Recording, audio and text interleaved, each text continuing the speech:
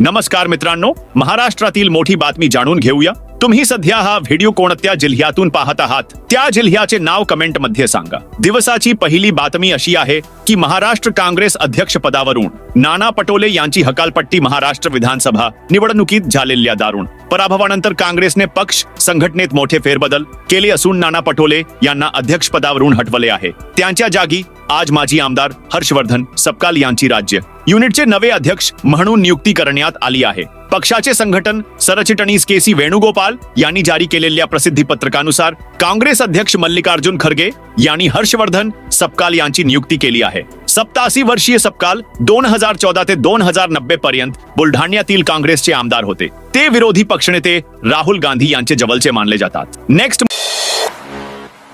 मुंबईतील new India सहकारी बँकेवरील बंदीमुळे लोकांमध्ये भीतीचे वातावरण। मुंबईतील न्यू इंडिया कोऑपरेटिव्ह बँकेवर आरबीआयने 6 महिन्यांची बंदी घातली आहे। आता कोणताही ग्राहक या बँकेतून पैसे काढू शकत नाही। ही माहिती खातेदारांपर्यंत पोहोचताच मुंबईतील अंधेरी येथील बँकेच्या विजयनगर शाखेबाहेर मोठ्या संख्येने लोक पोहोचले। ही बँक न्यू इंडिया कोऑपरेटिव्ह आहे, जिथून पैसे काढण्यावर निर्बंध लादण्यात आले आहेत। काही लोकांना नुकतेच त्यांचे पगार मिळाले आणि ते पैसे काढूही शकले नाहीत। त्यांना पैसे काढण्याची परवानगी देखील देण्यात आलेली नाही। ही बंदी 13 फेब्रुवारी 2025 पासून 6 महिन्यांसाठी लागू असेल। नेक्स्ट,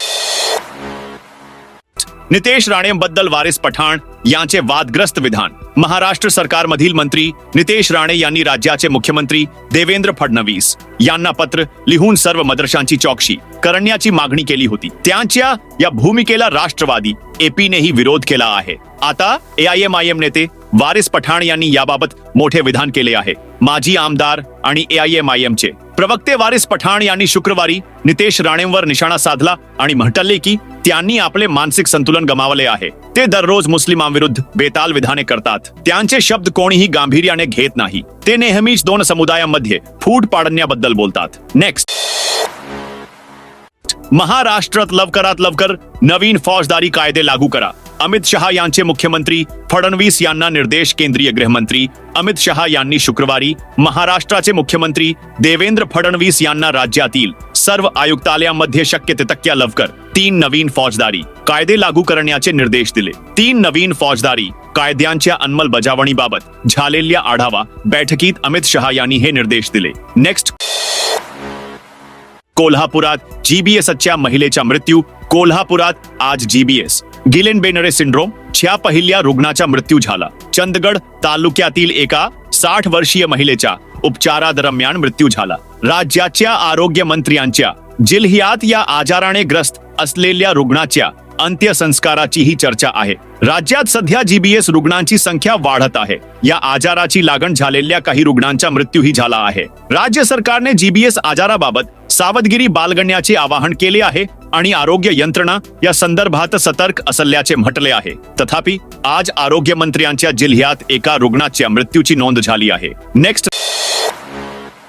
राष्ट्रवादी काँग्रेसचे माजी आमदार तुकाराम बिडकर यांचे अकोला येथे रस्ते अपघातात निधन झाले। महाराष्ट्रातील अकोला शहरात गुरुवारी एका पिकअप व्हॅनने एका दुचाकीला धडक दिली। या अपघातात मोटारसायकल चालवणारे माजी आमदार प्रा. तुकाराम बिडकर आणि आणखी एका व्यक्तीचा मृत्यू झाला आहे। दुपारी झालेल्या अपघातानंतर माजी आमदाराला गंभीर अवस्थेत रुग्णालयात नेण्यात आले, जिथे डॉक्टरांनी त्यांना मृत घोषित केले। नेक्स्ट, माजी खासदार नवनीत राणा यांनी महाकुंभात स्नान केले। भाजपच्या फायरब्रंड नेत्या आणि माजी खासदार नवनीत राणा यांचे वादग्रस्त विधान प्रयागराज महाकुंभातून समोर आले आहे। तो म्हणाला की आता जर त्याला 15 सेकंदांसाठीही स्वातंत्र्य मिळाले तर तो त्या काळात खूप काही साध्य करेल। नवनीत राणा यांनी या विधानाद्वारे ओवेसी बंधूवर निशाणा साधला।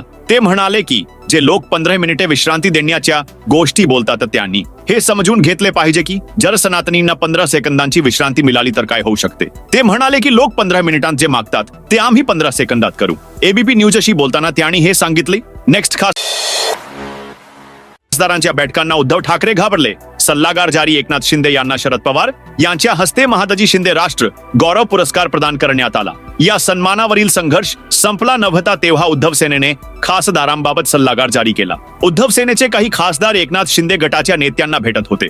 उद्धव गटाला याची चिंता होती आणि त्यांनी आता त्यांना एकनाथ शिंदे गटातील नेत्यांना जास्त वेळा भेटू नये असा सल्ला दिला आहे. ही सूचना आदित्य ठाकरे यांनी दिली आहे. खरं तर असे वृत्त होते की अनेक खासदारांनी एकनाथ शिंदे आणि त्यांच्या गटातील इतर नेत्यांना भेटले होते. एकनाथ शिंदे यांनी 2.5 वर्षे सरकार चालवले आणि आता ते भाजपच्या नेतृत्वाखालील सरकारमध्ये उपमुख्यमंत्री आहेत. अशा परिस्थितीत उद्धव गटातील खासदार आणि आमदारांना वाटते की सत्तेच्या जवळ जाण्यासाठी एकनाथ शिंदे गटासोबत राहणे योग्य ठरेल. नेक्स्ट,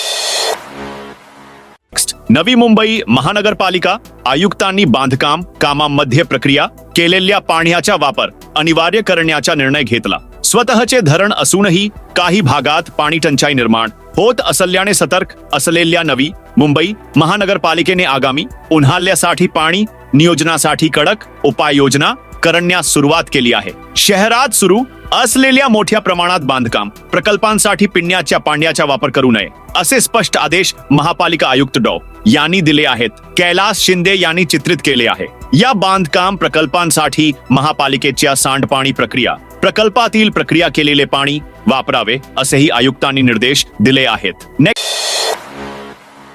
मुंबई विमानतळावर 5 कोटी रुपयांचे कृत्रिम हिरे जप्त. मुंबईतील छत्रपती शिवाजी महाराज आंतरराष्ट्रीय CSMI विमानतळावर तैनात असलेल्या CISF कर्मचाऱ्यांनी 4 दशलक्ष ते 99 लाख रुपयांच्या कृत्रिम हिऱ्यांची तस्करी करणाऱ्या एका व्यक्तीला अटक केली आहे. प्रवाशाने त्याच्या लॅपटॉप बँकेत हिरे लपवले होते. CISF ने सांगितले की 12 फेब्रुवारीच्या रात्री 1 वाजता भरतभाई गोविंदभाई नथानी हा भारतीय प्रवासी बंगकॉकला जाणारी एनओके एअरलाइन्सची फ्लाईट पकडण्यासाठी विमानतळावर पोहोचला. हे विमान दुपारी 2 वाजता टर्मिनल 2 वरून उड्डाण करणार होते. आवश्यक चेक इन औपचारिकता पूर्ण केल्यानंतर तो त्याच्या हंड बियंगसह सुरक्षा तपासणी क्षेत्रात पोहोचला. नेक्स्ट, RT प्रवेश लॉटरी घोषणा. महाराष्ट्र RT प्रवेश 2025 शिक्षण हक्क कायद्याअंतर्गत 25% प्रवेश वंचित आणि दुर्बल घटकांसाठी राखीव आहेत. ही संपूर्ण प्रवेश प्रक्रिया पूर्णपणे ऑनलाईन आणि पारदर्शक पद्धतीने केली जाते. या कायद्याअंतर्गत निवड यादी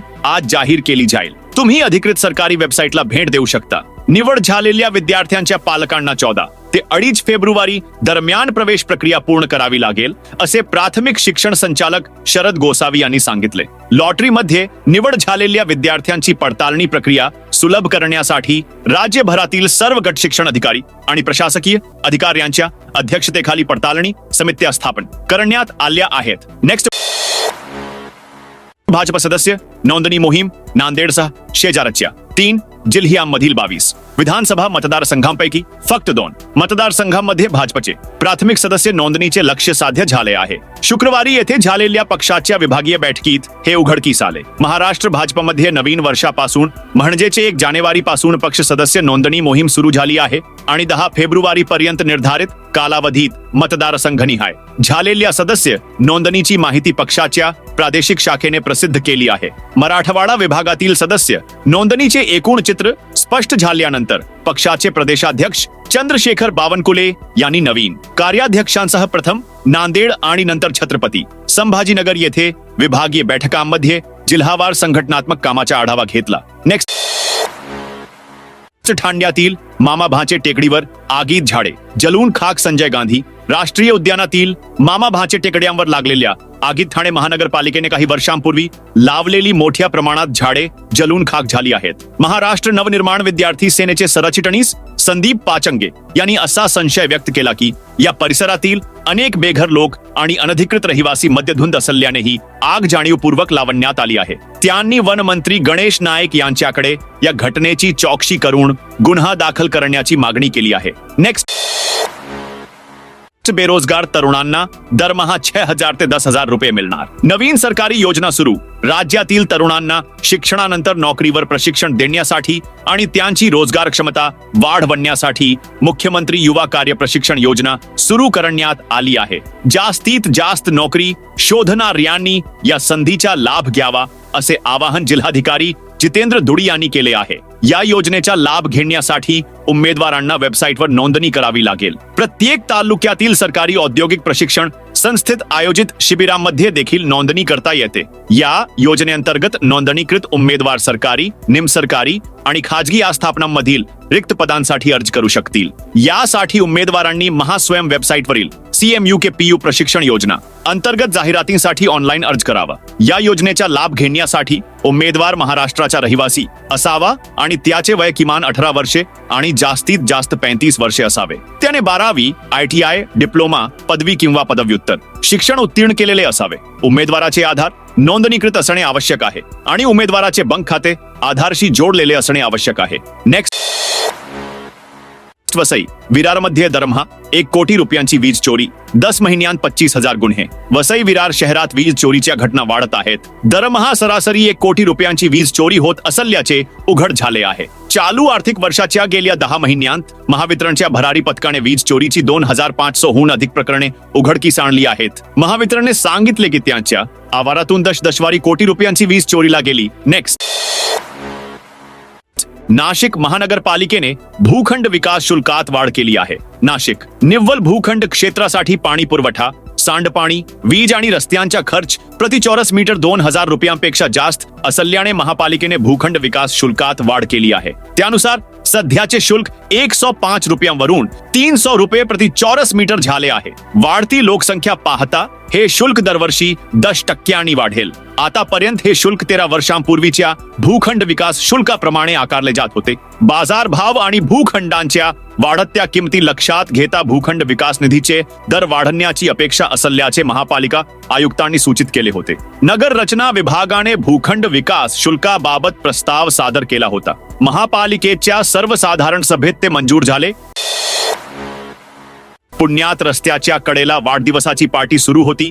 वादानंतर झालेल्या गोळीबारात एका तरुणाला गोळी लागली। महाराष्ट्रातील पुण्यात एक खळबळजनक घटना समोर आली आहे। येथे वाढदिवसाच्या पार्टीत झालेल्या किरकोळ वादाचे रूपांतर रक्तरंजित संघर्षात झाले। वादादरम्यान झालेल्या गोळीबारात एका 37 वर्षीय व्यक्तीला गंभीर दुखापत झाली आणि उपचारादरम्यान त्याचा मृत्यू झाला। घटनेची माहिती मिळताच पोलिसांनी घटनास्थळी पोहोचून परिस्थितीचा आढावा घेतला। पोलिसांनी गुन्हा दाखल करून प्रकरणाचा तपास सुरू केला आहे। एजन्सीच्या म्हणण्यानुसार हे प्रकरण पिंपरी चिंचवड परिसरातील देहू रोड येथील आहे। पोलिसांनी सांगितले की मृताचे नाव विक्रम गुरुस्वामी रेड्डी असे आहे। नंदकिशोर यादव रस्त्याच्या कडेला त्यांच्या भाचीचा वाढदिवस साजरा करत असताना ही घटना घडली। दरम्यान 2 बाईकवरून 3-4 जण तिथे आले आणि त्यांनी सार्वजनिक ठिकाणी वाढदिवस साजरा करण्यास आक्षेप घेतला। नेक्स्ट,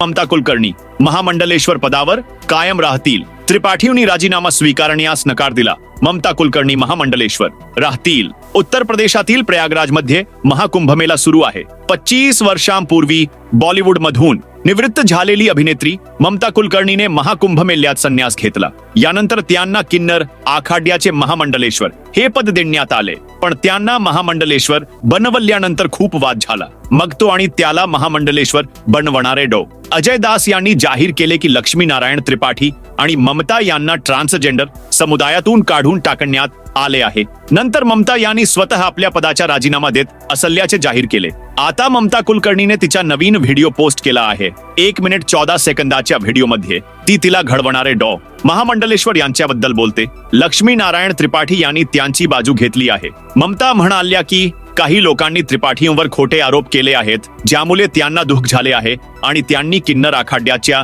महामंडलेश्वर पदाचा राजीनामा दिला आहे। नेक्स्ट,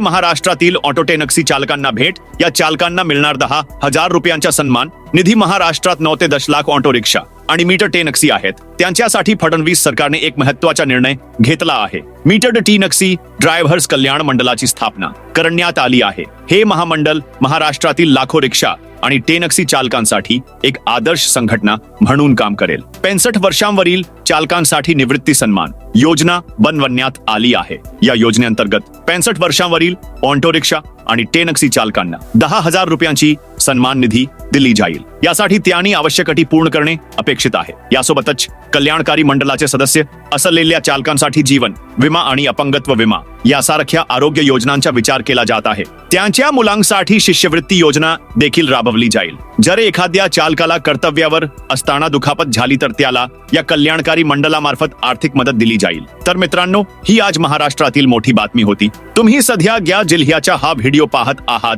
त्याचे नाव सांगा.